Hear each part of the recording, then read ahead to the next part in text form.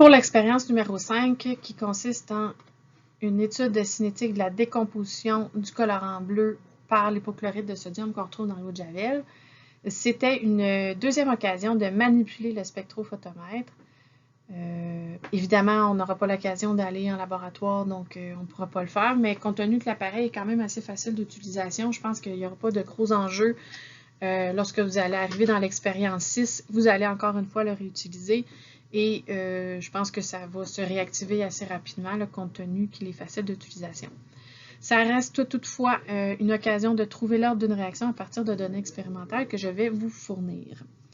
Donc, pour la réaction entre le colorant bleu et l'hypochlorite qu'on retrouve dans l'eau de Javel, il y a une réaction entre les deux. Le colorant bleu se décompose et forme des produits incolores. Donc, pour cette réaction-là, on va chercher la loi de vitesse, autrement dit, les ordres de réaction M et N qui sont par rapport au colorant et à l'hypochlorite. Pour trouver ces ordres-là, les manipulations que vous auriez pu faire au laboratoire sont les suivantes. On va se concentrer d'abord sur la partie B. Pour trouver l'ordre de réaction par rapport au colorant, le montage est le suivant. On aurait mis 25 ml avec une burette de colorant dans un bécher. On y aurait ajouté 1 ml d'hypochlorite dilué. Donc, ça nous aurait fait un mélange dans lequel les deux sont présents. Dans ce mélange-là, on considère que la concentration en colorant va varier dans le temps parce qu'il va se décomposer au fur et à mesure. Mais la concentration en hypochlorite est constante parce qu'on en a mis vraiment beaucoup par rapport aux besoins de la réaction. Donc, même si on réagit une toute petite quantité, on peut considérer que cette concentration-là est constante durant toute la réaction. Donc, ça fait qu'il y a seulement la concentration du colorant qui varie. Donc, on va avoir une valeur de concentration de colorant qui diminue dans le temps. On va avoir donc une série de données comme celle-là pour cette partie-là de l'expérimentation. Donc, pour la mesure qui est faite, en réalité, c'est qu'une fois qu'ils sont mélangés ensemble, on part un petit chronomètre, on met ce mélange-là dans une cuvette qu'on place dans le spectrophotomètre et on mesure aux 30 secondes l'absorbance de cette solution-là. Donc, l'absorbance, on s'attend à ce qu'elle diminue parce que la concentration du colorant va diminuer dans le temps. Donc, avec tout ça, on trouve la valeur de M, l'ordre de réaction, par rapport au colorant. Donc, autrement dit, l'effet de la concentration du colorant sur la vitesse de la réaction. Donc, ça, c'est la méthode de la relation linéaire parce qu'on va aller voir est-ce que c'est la concentration en fonction du temps qui va nous donner une droite ou c'est ln de la concentration ou encore l'inverse de la concentration qui va nous donner une droite. Pour trouver l'effet de la concentration de l'hypochlorite sur la vitesse de la réaction, donc N, c'est la partie C. Ça va être exactement le même montage, donc 25 ml de colorant qu'on place dans un bécher avec cette fois-ci 1 ml d'hypochlorite concentré. Donc, on a une concentration qui est différente de la partie B. Donc, dans notre mélange réactionnel, ici, qu'on va placer dans la cuvette, pour laquelle on va mesurer l'absorbance aux 30 secondes aussi. Donc, pour ce mélange-là, on va avoir une concentration, cette fois-ci,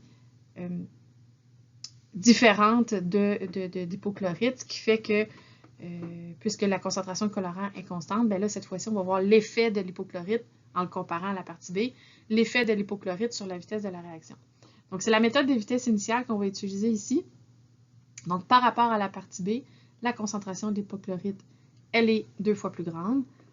Nos graphiques de concentration en fonction du temps, ou LN2, machin, vont nous donner la même chose qu'en B parce qu'on a exactement le même montage, là.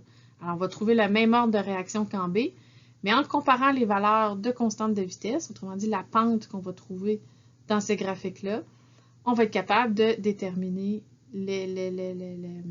l'ordre par rapport à l'hypochlorite, N.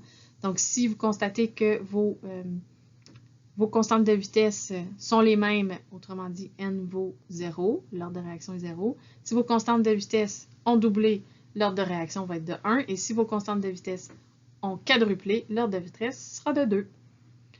Pour être capable de relier les valeurs d'absorbance que vous aurez mesurées aux concentrations de colorant, il faudra évidemment d'abord déterminer la relation qui existe entre l'absorbance et la concentration de colorant.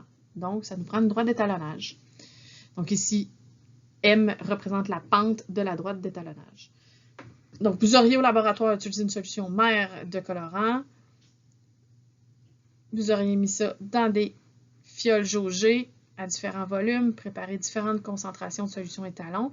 Et là, sur le spectrophotomètre à 630 nanomètres, qui est la longueur d'onde d'absorbance maximale pour le bleu, on aurait fait d'abord une calibration, donc un blanc. Donc, on aurait eu le point 0,0 sur notre courbe d'étalonnage. On aurait passé ensuite les 5 solutions étalons et finalement la solution mère pour avoir une courbe d'étalonnage à 7 points.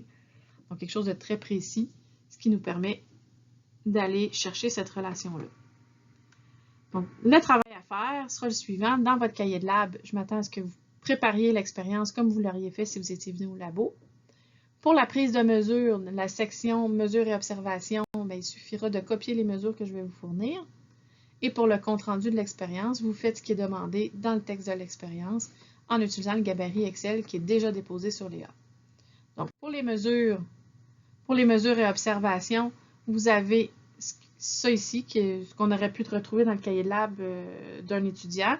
Vous pouvez tout recopier ça directement dans votre cahier ou encore, si vous êtes capable d'imprimer ça directement, cette diapositive-là, j'ai pas de problème. Donc, vous voyez là, toutes les valeurs uniques nécessaires à l'expérimentation. 2 tableaux qui ne sont pas conformes aux normes, c'est vraiment juste une prise de mesure rapide. Il n'y a pas de titre, rien, là, mais c'est pour la droite d'étalonnage et les valeurs d'absorbance qui auraient été faites pour la partie B ici et la partie C.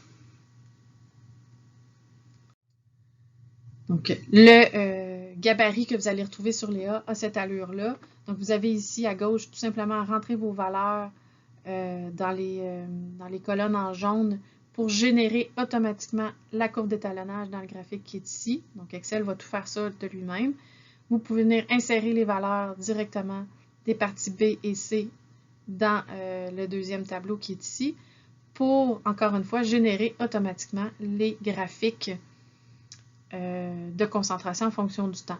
Donc, les tableaux qui sont ici, c'est Excel qui va utiliser vos valeurs d'absorbance et la courbe d'étalonnage pour calculer les valeurs de concentration LN2 et inverse de la concentration. Il va générer les graphiques avec.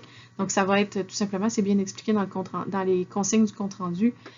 L'idée, ça va être d'imprimer les 2 graphiques qui vous donnent des droites pour déduire l'ordre de la réaction.